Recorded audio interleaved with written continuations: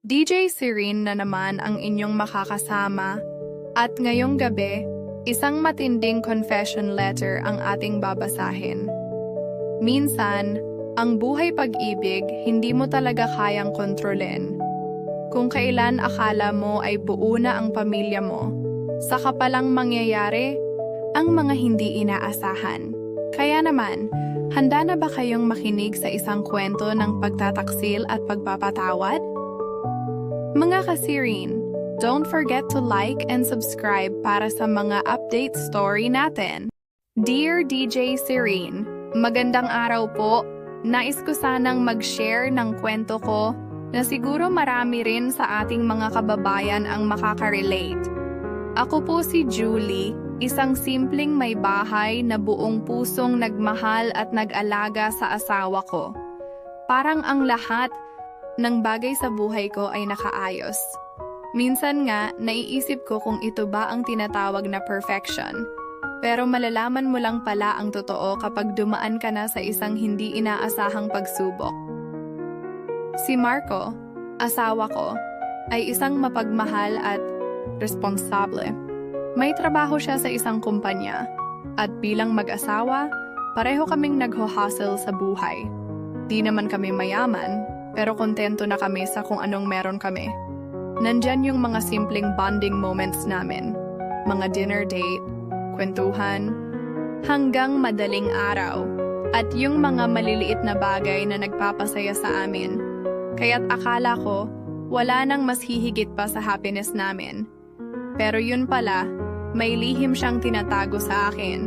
At ito ang magbabago sa lahat. Ang hindi ko alam ay may isang malaking lihim siyang itinatagong nararamdaman. Hindi ko alam kung paano ko sisimulan ang kwento na ito kasi nasasaktan pa ako hanggang ngayon. Nais ko lang na sana mapakinggan ninyo at matulungan ako magpatawad kasi hindi ko na alam kung paano magsimula muli. Bilang isang wife, di ko maiwasan minsan na makaramdam ng pagkabahala. Siyempre, natural lang yon, lalo na kung may malalapit na mga kababaihan sa paligid ng asawa mo. Pero ang hindi ko inaasahan ay nang minsan, nakita ko siya na may kakaibang kilos. Nagsimula akong magtanong sa kanya. Simple lang. Marco, kamusta ka ba? Pero ang sagot niya laging, okay lang. Parang may tinatago. At yun ang unang red flag. Isang gabi habang nandoon ako sa bahay, nagkakasabay kami ng isang kaibigan ng asawa ko. Si Jason, yung mga kabarkada nilang matagal, na hindi ko rin akalain na mag-iimpakto sa buhay ko. Habang naglalakad kami patungong kwarto, nakita ko sa cellphone ni Marco ang isang mensahe mula kay Jason. At doon ko nadiskubre, hindi lang pala simpleng kaibigan ang relasyon nila. Puno ng matamis na mensahe. Hindi ko pa nasusundan pero sa mga mensaheng yon, isang tanong ang tumatakbo sa utak ko. Pwede bang magkarelasyon ang magkaibigan? Ang sagot ko, siguro ay hindi. Kasi alam kong wala nang dapat palitan sa buhay ko eh. Pero hindi ko rin alam kung kaya ko nang tanggapin ang katotohanan. Alam mo, DJ Serene, ang hirap pala ng may alam ka pero hindi mo alam kung paano haharapin. Lahat ng anggulo ng relasyon namin tinitimbang ko. Bawat araw ko dumaan na ang takot na baka hindi ko kaya o baka hindi ko kaya magpatawad. Pero bakit ganon? Bakit kailangan pa ng ganitong klase ng sakit bago ko malaman kung ano talaga ang nangyayari? Hindi ko na talaga kayang magtago. Nung isang araw, habang nag-uusap kami ni Marco, sinadyang lumabas ang lahat ng mga pinagtatakpan niyang lihim. Nandyan si Jason, at siya pala ay may espesyal na nararamdaman kay Marco. Ang pinakamasakit na bahagi ay nang aminin niya sa akin na hindi lang siya ang kasali sa relasyon, kundi siya at si Jason, parehong may gusto sa isa't isa. Dito ko unti-unting na-realize mas matindi pa ang ginugol nilang panahon sa pagpapanggap kesa sa pagtanggap ko sa buong sitwasyon. Ang pagkatalo ko ay hindi sa buhay ko, kundi sa pagkatalo ng tiwala. Pinili ko lang na gawing normal ang mga pangyayari.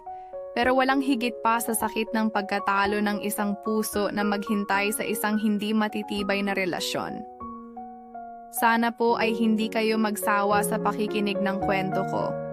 Hindi ko rin alam kung paano ko ipagpapatuloy pa ito, pero ito ang katotohanan na kailangan kong ilabas.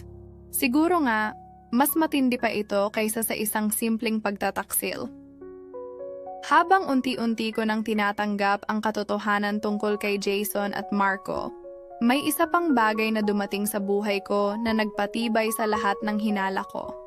Hindi ko alam kung anong klaseng babae ako na kaya ko pang magtiis, pero sa paglabas ng mga detalye, parang nalulunod na ako sa sakit. Nasa isang dinner kami ni Marco at Jason kasama ang ibang kaibigan. Nasa table kami nagkukwentuhan, pero ramdam ko ang malamig na hangin sa paligid.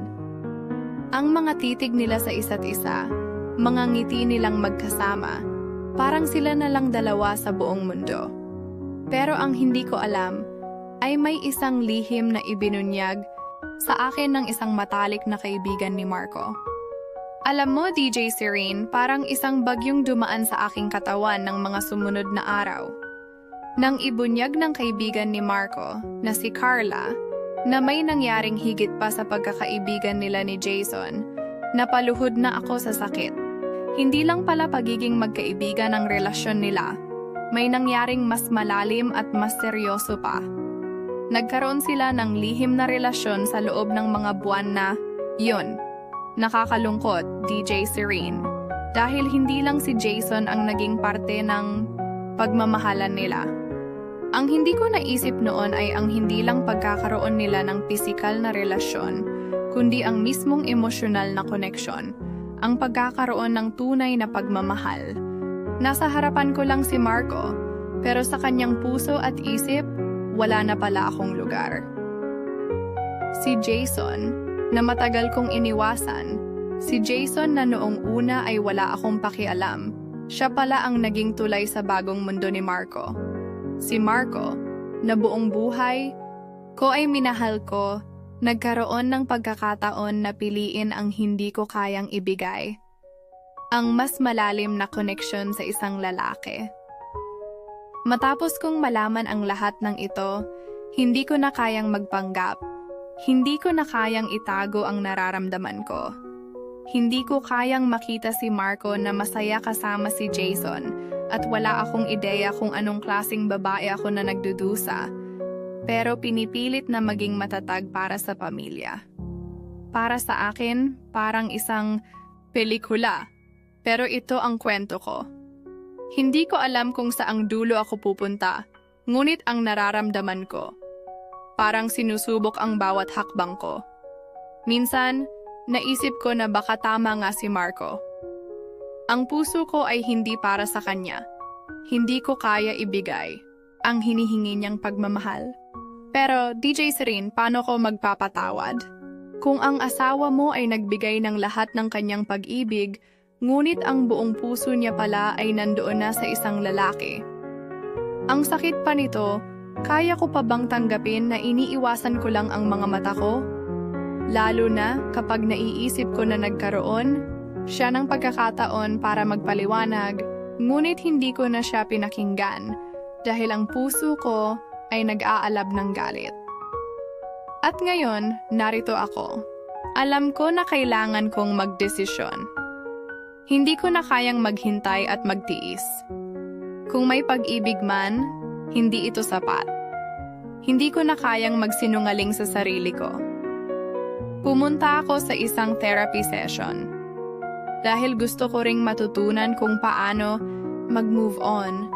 Pero habang nagsasalita kami ng therapist, napansin ko ang mga bagay na hindi ko na-observe noon. Siguro dahil sa mga kasinungalingang ipinasa ni Marco sa akin, nagdulot ng kalituhan sa isipan ko. Ngunit habang lumilipas ang mga araw, napagtanto ko na mas mahalaga ang pagtingin ko sa sarili ko. Hindi ko na kayang maging kasangkapan sa masakit na relasyon.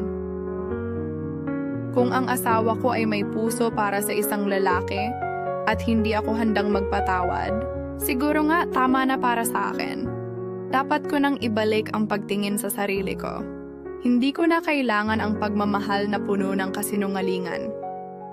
Alam ko na hindi ko kayang kalimutan lahat ng nangyari. Pero sa sarili ko natutunan ko na mahalin ang sarili ko. Nais ko lang ng tunay na pagmamahal at ito ay hindi ko na matatagpuan sa isang kasinungalingan. Sa mga araw na ito, DJ Serene, natutunan ko na ang pagmamahal sa sarili ay hindi kailangang manggaling sa ibang tao. Hindi ko na kailangang magpaubaya sa isang relasyon na puno ng kasinungalingan. Minsan, ang tunay na lakas ay matatagpuan sa pagbitaw, sa pagpapatawad sa sarili. Hindi ko alam kung anong mangyayari sa buhay ko pagkatapos nito, pero isa lang ang natutunan ko. Hindi ko kayang magpatuloy sa isang relasyon na hindi ako minamahal ng buong buo. Nandyan ang mga taong handang magbigay sa iyo ng pagmamahal na hindi ka iiwan, at nandyan din ang mga pagkakataon na mag-heal. Mag-isa man ako ngayon, natutunan ko kung paano magpatawad at mag-move on. Hindi ko na kailangang maghintay para sa pagmamahal na hindi na ibinabalik sa akin. Dumating na nga ang araw na hindi ko na kayang magsinungaling pa sa sarili ko. Ang bawat araw ay naging isang pagsubok. Ang mga gabi ko na punong-puno ng mga alaala at mga tanong na walang kasagutan. Ngunit habang ako'y nagmumuni-muni, napagtanto ko na kung may magagawa man ako, ito ay para sa sarili ko. Nang humarap kami ni Marco upang pag-usapan ang lahat ng ito, ramdam ko ang bigat ng hangin sa paligid. Hindi ko alam kung ano ang sasabihin ko, pero sa totoo lang, hindi ko na kayang ipagpatuloy ang isang relasyon na hindi ko na matutunan pang yakapin. Hindi ako makapaniwala na ang asawa ko, na buong buhay ko, ay itinuturing kong kasama sa lahat ng bagay, ay hindi pa rin nakahanda magbukas ng puso para sa akin. Walang paligoy-ligoy pa si Marco. Aminado siya sa lahat ng nangyari. Alam niya na nasaktan ko siya, ngunit hindi rin niya magawang mag-sorry ng buo. Ang akala ko, may pagmamahal pa siya para sa akin, pero ang pakiramdam ko na lang ay pinipilit niyang ayusin ang isang pagkasira na hindi na kayang buuin. Nagpasya kami na maghiwalay. Hindi madali, DJ Serene. Parang isang malaking parte ng buhay ko ang nawala. Pero natutunan ko na hindi ko na kayang manatili sa isang relasyon kung wala na ang respeto at tiwala. Napagod na ako. Ang masakit na bahagi ay ang idea na hindi ko na kayang maging asawa sa isang taong hindi ko na kayang tanggapin. Pero siguro nga, yun na ang tamang hakbang. Ang mas malungkot lang ay ang mga taong wala nang naiwan na pagmamahal sa isang relasyon. Ang mga tao ng pagsasama at ang mga pangarap na inihanda namin ay tila nawawala sa isang iglap. Nasa kanya na ang lahat pati na rin ang sarili niyang happiness. Pero ako, parang isang piraso ng salamin na nagkasira-sira. Minsan, naiisip ko pa rin siya, si Marco. Kung hindi ba siya nagbago, o kung siya pa rin ba ang asawa na minahal ko. Pero ang tanong ko sa sarili ko ngayon, kung siya nga, siya ba yung taong gusto ko? O ako lang ang natatakot sa isang pagbabago? Sa mga panahong ito, natutunan ko na hindi ko kayang pilitin ang pagmamahal. Kung kailangang magbago, magbago ako. Hindi ko na kailangang magpatuloy sa isang buhay na puno ng sakit. Kaya naman nagdesisyon akong mag-therapy. Hindi lang para sa akin, kundi para na rin sa sarili ko. Pagtanggap sa sakit at pagtanggap sa mga pagkatalo. Sa mga susunod na linggo, unti-unti kong nahanap ang sarili ko. Ang pagkakaroon ng isang buhay na wala si Marco sa aking mga plano, masakit man sa una, ay nagbigay sa akin ng isang pagninilay na hindi ko pa naisip noon. Hindi ko kailangang magtiis at hindi ko kailangang magmukhang mahina. Dahil sa kabila ng lahat ng nangyari, nahanap ko ang lakas na magsimula muli.